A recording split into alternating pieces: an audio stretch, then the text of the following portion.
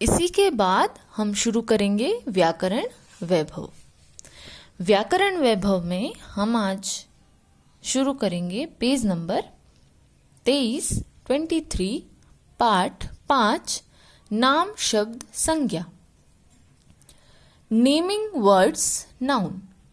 इसका मतलब है जब हम कोई भी चीज देखते हैं तो हम उसे किसी नाम से बुलाते हैं या उस नाम से उसे समझते हैं, उसकी विशेषताएं समझते हैं। आप यहाँ पर चित्र में देख सकते हैं, आपको अलग अलग चित्र दिखाई दे रहे हैं, अलग अलग लोग दिखाई दे रहे हैं, अलग अलग चीजें दिखाई दे रही हैं, अलग अलग वस्तुएं दिखाई दे रही हैं और हर एक वस्तु का नाम, हर एक व्यक्ति का नाम, हर एक चीज का नाम अलग अलग है। जैसे जब हम इस आकृति को देखते हैं तो आपको इस तरीके की आकृति को देखकर सबसे पहले क्या नाम आ रहा है? जो आसमान में उड़ती दिखाई दे रही है, पतंग। Very good. यहां पर इस आकृति को हम क्या कह सकते हैं? गेंद। ये क्या दिखाई दे रहे हैं हमें? फूल। ये दिखाई दे रही है तितली। ये दिखाई दे रहा है कुत्ता। यहां पर अलग अलग लोग हैं जिनके अलग अलग नाम हैं। जैसे इस यहां पर जो लड़की दिखाई दे रही है उसका नाम क्या है? कविता, राजेश, अमन। तो इसका क्या मतलब हुआ कि जब भी हम किसी को देखते हैं, किसी व्यक्ति को देखते हैं, हमारे आसपास किसी वस्तु को देखते हैं या किसी भी चीज को देखते हैं तो हम उसे एक नाम से बुलाते हैं या उसे एक नाम देते हैं। इस पार्क में बच्चे खेल रहे हैं। पार्क में और भी चीजें हैं। हम यहाँ पर देख सकते हैं कि ये एक पार्क है और यहाँ पर क्या कर रहे हैं? बच्चे खेल रहे हैं और हमें और भी बहुत सारी चीजें यहाँ पर दिखाई दे रही हैं। बच्चों और चीजों के अलग अलग नाम हैं। ये सभी नाम शब्द हैं। हमने पहले ही देख लिया है कि हर एक चीज का कुछ नाम है और इस नाम को, जो हम किसी भी चीज को देखकर कोई नाम दे रहे हैं, इसे हम क्या कहते हैं? नाम शब्द, नेमिंग वर्ड। और ये नेमिंग वर्ड ही क्या कहलाता है? संज्ञा कहलाता है, नाउन कहलाता है। नाम शब्द को संज्ञा कहते हैं। नाम शब्द को क्या कहते हैं? संज्ञा कहते हैं। हम जो भी नाम से किसी भी चीज को बुला रहे हैं उसे हम क्या कहते हैं? संज्ञा कहते हैं। आइए कुछ नाम शब्द को जानें। अब हम नाम शब्द को और समझेंगे आगे। सबसे पहले यहाँ पे दिया है आपको व्यक्तियों के नाम। व्यक्ति मतलब क्या होता है? जब भी हम किसी को देखते हैं, किसी व्यक्ति को देखते हैं तो हमें उसे किसी नाम से बुलाना होता है या हर एक व्यक्ति का एक नाम होता है। तो सबसे पहले जो आपको चित्र दिख रहा है वो किसका है?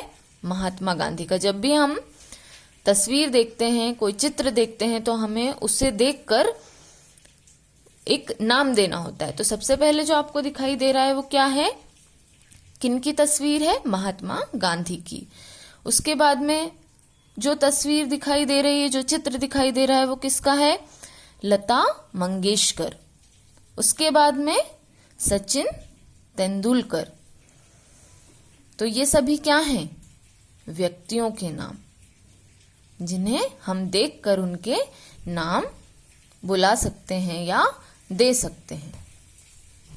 इसी के बाद हम आ जाएंगे पेज नंबर 24 पर, 24 पर। पशु पक्षियों के नाम। अब पशु पक्षी जब हम शब्द सुनते हैं तो हमारे दिमाग में बहुत सारे पशु पक्षी आ जाते हैं। पर जब हम किसी एक पशु या पक्षी को देखते हैं और उसे देखकर हम एक नाम देते हैं तो हमारे दिमाग में सिर्फ वही चित्र होता है। जैसे हमने ये तस्वीर देखी तो ये तस्वीर देख के हमें क्या समझ आ रहा है कि ये कौन है? भालू है। जब हमने ये तस्वीर देखी तो हमें क्या समझ में आ रहा है कि ये मोर है। इसे क्या कहते हैं? मोर। इसका नाम क्या है? मोर। तो हमने क्या किया? इस पक्षी को एक नाम दिया है और इस नाम से हम उसकी विशेषताएं, उसका रंग, उसकी खूबियां सब पहचानते हैं और समझते हैं। वैसे ही जब हमने ये चित्र देखा तो हमें क्या समझ में आया कि ये किसका चित्र है? कौन है ये? कुत्ता। Very good. इसी के बाद वस्तुओं के नाम। अब हम अपने आसपास बहुत सारी चीजें देखते हैं, है ना? तो हर एक चीज का एक नाम है। जैसे सबसे पहले हमने क्या नाम दिया है? क्या चीज देखी? इस आकृति की एक चीज देखी तो हमारे दिमाग में सबसे पहले क्या नाम आया? पलंग, क्योंकि हमने इसे क्या नाम दिया हुआ है? पलंग। जब हमने ये आकृति देखी तो हमारे दिमाग में सबसे पहले क्या नाम आया? कंप्यूटर, कुर्सी। तो हम चीजों को देखकर उनके नाम से उन्हें समझ सकते हैं और वो किस लिए उपयोग होती है ये भी समझ सकते हैं। उसके बाद स्थानों के नाम।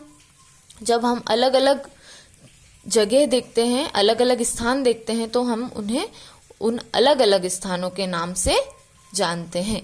जैसे ये हमने चित्र देखा तो ये क्या है? कुतुब मीनार। ये चित्र देखा तो ये क्या है? ताजमहल। विद्यालय, तो ये क्या है? स्थान, जहां पर हमने इन्हें अलग अलग नाम दे रखा है और अलग अलग नाम से इनके अलग अलग विशेषताएं। जैसे हम स्कूल, विद्यालय बोलेंगे तो विद्यालय में क्या करते हैं? हम पढ़ाई करते हैं। तो जब भी हमने विद्यालय नाम लिया किसी भी जगह का तो हमें समझ आ जाता है कि वहां पे क्या होगा? पढ़ाई होगी या पढ़ाई से संबंधित कोई भी कार्य होगा। ताजमहल, ताजमहल नाम लिया तो इसका क्या मतलब निकलता है कि कोई ऐतिहासिक जगह है जहां पर जो बहुत पहले समय में बनाई गई थी। तो हम स्थान के अलग अलग नाम से उन्हें पहचानते हैं। इसके अलावा भी बहुत नाम शब्द हैं, जैसे नदियों के नाम, फलों के नाम, फूलों के नाम, देशों के नाम।